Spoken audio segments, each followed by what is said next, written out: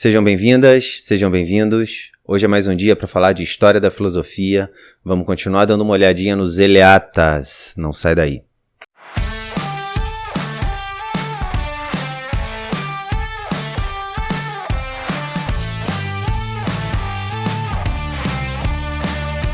Estamos aí quase na metade do século V, para vocês terem uma noção de onde a gente está.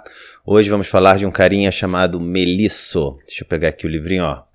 Tô pegando hoje o Reale, porque o Bergson fala muito mal do Melisso. Só fala, ele não fez nada de novo, só copiou o Parmênides e é isso, dá meia página de Melisso pra gente. Eu vou começar dizendo aqui, ó. Melisso entendeu o ser tal como Parmênides o entendeu, e como ele demonstrou o seu caráter ingênito e a sua incorruptibilidade. O ser não se corrompe, o ser não se degenera. Os estudiosos dizem que Melisso deu uma organizada nos argumentos de Parmênides. Parmênides deduziu poeticamente, nem deduziu, alguns dizem, né? Só colocou poeticamente algumas aporias sobre o ser e não deduziu muito. E Melisso trouxe numa prosa límpida aquilo que Parmênides trouxe numa forma poética.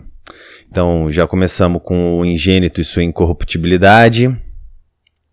E aqui um fragmento que ele vai falar sobre esses dois atributos. Sempre era o que era e sempre será. Se de fato fosse gerado, seria necessário que antes de ser gerado não fosse nada. E se antes não era nada, por nenhuma razão, nada ter-se-ia podido gerar do nada. E aqui é aquela velha história de que o nada surge do nada, né? Com essa forma do sempre era e sempre será, ele pretende apenas acentuar as infinitas ramificações do eterno. Mas a novidade maior de Melisso é sem dúvida a afirmação de que o ser é infinito. Uma vez, portanto, que não se gerou, é e sempre era e sempre será, também não tem princípio nem fim, mas é infinito. De fato, se fosse gerado, teria um princípio. Teria, com efeito, começado a gerar-se num certo momento. E um fim. Teria, com efeito, terminado de se gerar num certo momento. Mas, dado que não começou e não terminou, era e sempre será, não tem princípio nem fim. Não é, pois, possível que seja sempre o que não é tudo. Aqui a proposição decisiva é a última. Enquanto é tudo, o ser é eterno e infinito. Legal essa frase, né? Não é possível que seja sempre o que não é tudo. Fantástica essa frase. Ademais de eterno e infinito, o ser é uno. E Melisso inova mesmo ao fixar este atributo, pois, como sabemos, Parmênides afirmou o atributo sem deduzi-lo, e Zenão o fez emergir só dialeticamente.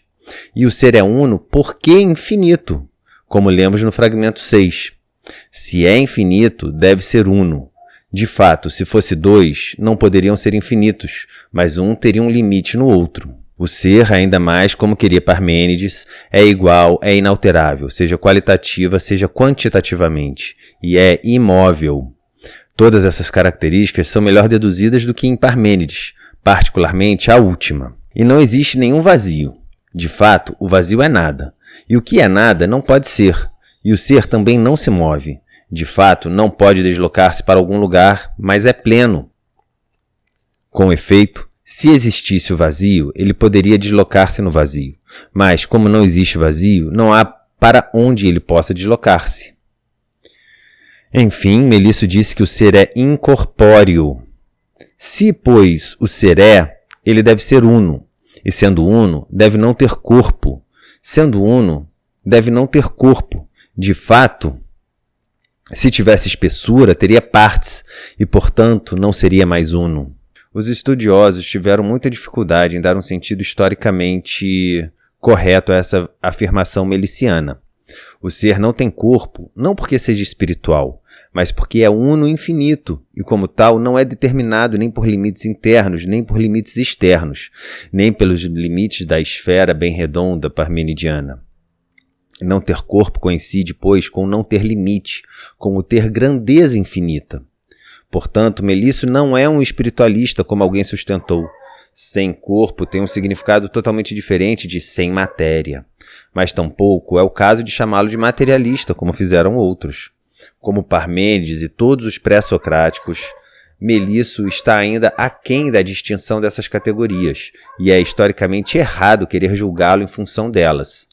Tanto isso é verdade que, segundo o modo como se aplicam essas categorias, o ser miliciano e, em geral, o ser eleata, aparece ora como espiritual, ora como material, o que demonstra que ele não é, propriamente, nenhuma coisa nem outra, ou melhor, que tem características que se situam de uma e de outra parte. Prevalecem, em todo caso, as determinações de caráter físico. E aqui você vê que ele se debruçou sobre a ontologia, né? Como que o ser é, como que a existência dessa coisa que é se mostra, se dá, que a gente apreende, né? Então ele coloca aqui as várias categorias que a gente elencou aqui, né? Do imóvel, do eterno, infinito, imutável. E aí eu vou ler um parágrafo agora, porque tem os desdobramentos da epistemologia, que esse ser, de acordo com essas características, nos levam a umas compreensões que, na tradição, a gente começa a ver agora surgir essa dicotomia entre os sentidos e o corpo e a mudança, e um argumento que se pretende racional para demonstrar o ser naquilo que ele tem de mais eterno, de mais infinito, de mais diferente da nossa experiência cotidiana, do nosso dia a dia. Então aqui a gente começa a ver essas distinções se aprofundando entre matéria e espírito, né, entre os sentidos e a razão, apesar de que a gente já ter ouvido que, historicamente, Melisso não estava muito preocupado com isso, ele só estava agora, com esse parágrafo que eu vou ler, estabelecendo suas bases epistêmicas, sabe? Epistemologia funcionando aqui, como que o pensamento vai se colocar a serviço do próprio pensamento, uma vez que ele chegou nessas características do ser. Então, eu vou ler aqui um parágrafinho que coloca algumas características sobre essa epistemologia. Uma última novidade de Melisso é a sistemática eliminação do mundo dos sentidos e da doxa. Eis o raciocínio meliciano contido no célebre fragmento 8. A. As múltiplas coisas que os sentidos nos atestam existiriam verdadeiramente, e o nosso conhecimento sensível seria veraz, sob uma única condição, que cada uma dessas coisas permanecesse sempre tal como nos aparecem pela primeira vez, isto é, sob a condição de que fosse sempre idêntica a si mesma, imutável, ingênita, inalterável e incorruptível. Em suma, a multiplicidade seria acreditável só sob a condição de ser tal como é o ser uno. B. Ao contrário, com base no nosso conhecimento empírico, constatamos que as múltiplas coisas que são objeto da percepção sensível não permanecem nunca idênticas, mas mudam, são geradas e se corrompem continuamente, exatamente o contrário do que exigiria o estatuto do ser e da verdade. C. Portanto, há contradição entre aquilo que, de um lado, a razão reconhece como condição absoluta do ser e da verdade, e, de outro, o que os sentidos e a experiência atestam. D. A contradição é eliminada por Melisso com a firme negação da validez dos sentidos e do que os sentidos proclamam, porque, em substância, proclamam um não ser, em favor daquilo que a razão proclama. E, portanto, a única realidade é o ser uno. O hipotético múltiplo só poderia existir se fosse um como o ser uno. Deve-se ter sempre presente esta afirmação, para poder compreender os pluralistas. Se existisse o múltiplo, deveria ser tal como é o uno. Essa frase é a última frase desse célebre fragmento 8 que ele coloca aqui, mas é uma linguagem mais rebuscada. Tal. Vou só ficar com esse resumão que ele deu sobre esse fragmento 8.